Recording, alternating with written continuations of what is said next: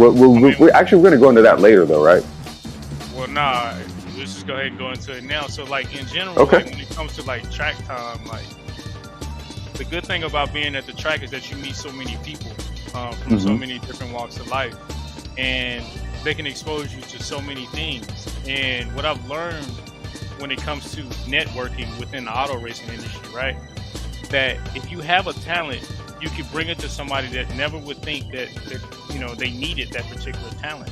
For instance, I'll speak of me. I'll use myself as the first example, right? So my skill set revolves around multimedia design. I'm really good with the camera. I can make videos. I can do a lot of design and all of that, right? So naturally, when I go to the track, if I'm talking to drivers, I'm already thinking about how I can make them look, how I can make them look pleasing to the public. How can we market them to sponsor, sponsorships? How can we get more money on their team, so therefore that they don't have to shell too much out of their pockets? And that can be done by us going into the studios, coming up with a concept, and actually executing that concept to make them look how they would like to look, and be able to be presented how they would like to be presented. That could go as well with video, commercials, anything like that, to where we're shooting their brand, shooting their team, shooting anything that they would like to present into the public. And that's how I would network. So it's kind of like when you go into the racing scene, it's like, what do you want to offer? How can you benefit people? You know what I'm saying? And that's kind of like when you go with anything. So like when you're with a group of friends, right?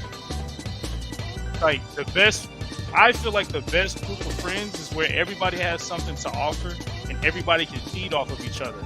You understand what I'm saying? Like everybody brings something to the table. But that's just me. Well, no, I mean, it worked the same way with me, man, getting into karting. I started doing the indoor thing, right? And I was going around to all of the SoCal, like, indoor tracks. So you had one in, sorry, man, man, allergies and stuff. They have in Silmar, California, and that was sort of like my track, so to speak. So I used to do a lot of the GPs there and stuff. Then I started going out to Thousand Oaks. There was another place, go over there and run those tracks. Then you go out to Torrance and then run the K1 indoor tracks, right? And go race over there. Yeah. And what would happen is that you would oftentimes encounter other dudes who kart.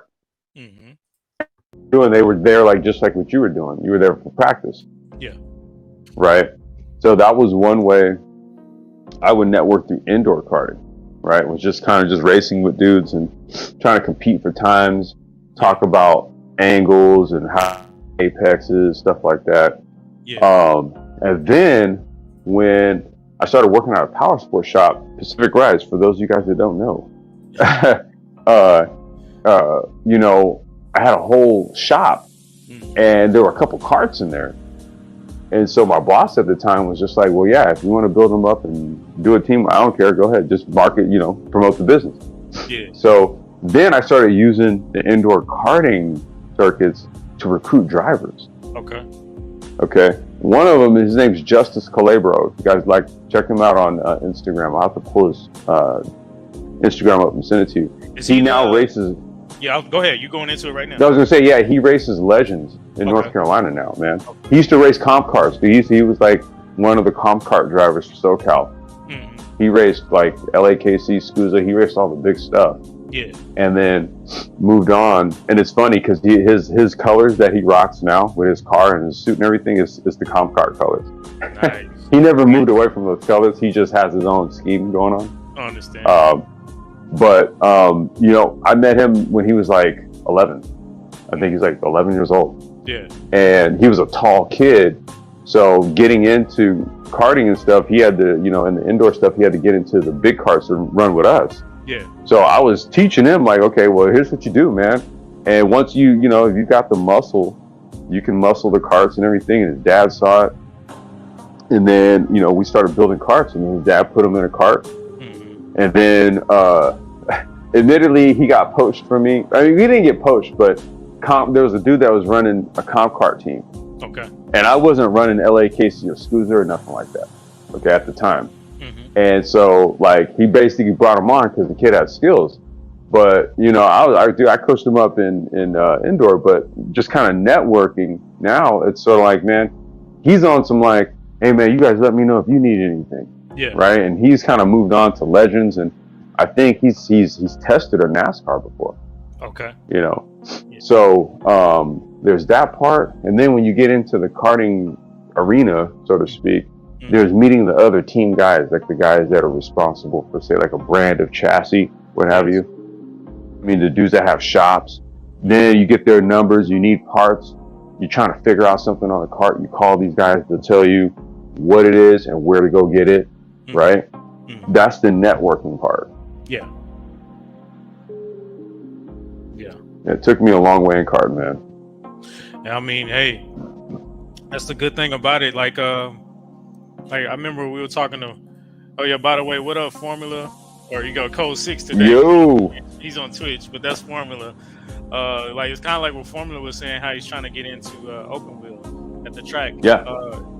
Once you get into it, man, you're gonna. It's so funny how it goes with certain things. Like once you get into it, you'll see the opportunities that'll come knocking at your door, and you got to submerge yourself in it. Yeah. Once you submerge yourself into it, you know, you'll dig deep within yourself, and it'll just come out. Like you just realize like how much you have to offer to other people. You know what I'm saying? Well, not only that, dude, but people like they trip out when you have the same passion as them. Exactly. It never fails, dude. Like run into somebody who also races karts. Like just mention it casually, and then they go, "Dude, you know what?" Right? And then boom, it's a 30-minute conversation, right? Exactly. Now, the numbers, yeah, you know, I want to go out to the track, yeah. You know? Like take this for instance, right? We sim race, right? And like say we like, you know, I was sim racing prior to karting, right? So when I got out there in karting, you know, you meet somebody, it's like, oh, you sim race, oh, you sim race, oh, what type of equipment do you use? What type of equipment do you use? Whatever.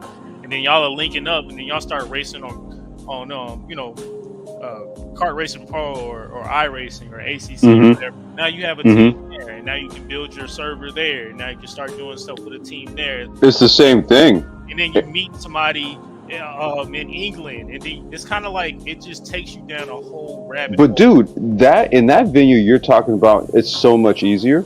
Yeah. Because we were talking about local, right? Local networking when you're doing the karting thing, bro. Like, you know, we're going where you run at, what is it, in North Texas, NTK? Yeah. What's that called? North Texas. Yeah. Kart track. And then, you know, Cal Speed was like our home track, right? Cal Speed and Willow Springs. Yeah. Okay, those are our two home tracks, right? So basically now you only have Willow Springs. Okay. You know, and then there's Buttonwillow and the other tracks, but now it's further out. Yeah. Right. So, but in the sim environment, dude, we're all online. Yeah. You know what I mean? We're all online, dude. So, this is where I think taking what we've been talking about, just like in our real world racing experience and stuff, and apply it to like the virtual setting, right? YouTube, Twitch, Facebook. You know, shout outs to all y'all that are listening in. You know, using these digital platforms to, like, dude, you could build up a server, you know, get like an org and stuff like that, have meetings through like Zoom or whatever. Hell, even on things like this, right? Have panel discussions, and then it carries on to something offline. But it's that stuff that can be done from home, right? Everybody's got rigs and all that kind of stuff, so it makes it actually even easier. Yeah. No, I agree. It is a lot easier. And like, check this out, right? So there's you, right? And then we got Kevin, aka Dan Channel, in the chat. And then we got Formula. Hey, what's up, Kevin? Welcome. Yeah, and we got Formula in the chat, right? I've met all you guys through sim racing. I've never met you guys in person. So the proof is really in the pudding. You know what I'm saying? Like, like that's the prime example right there. I've never met you guys in person, like not once. But I've had conversations with you guys. I've had uplifting conversations with you guys. I've gotten a lot of game on how to progress in this game and stuff like that, as far as when it comes to sim racing. And it's all been through sim racing. It hasn't even been in person. So the thing about nowadays, the networking game in the auto racing world, karting world, sim racing world, is so versatile that you really, you know how everybody's like, you don't have an excuse now. It's kind of like you can just create your own world and live in it. Like right now, this is our own world, and this is what we're creating because we're talking about something that I haven't heard anybody else talking about or put the emphasis on, and we're doing that. So that's very true. What you just said, that's very true. Yeah, because like you have the ability to create your own world and make what's relevant. Bro, you got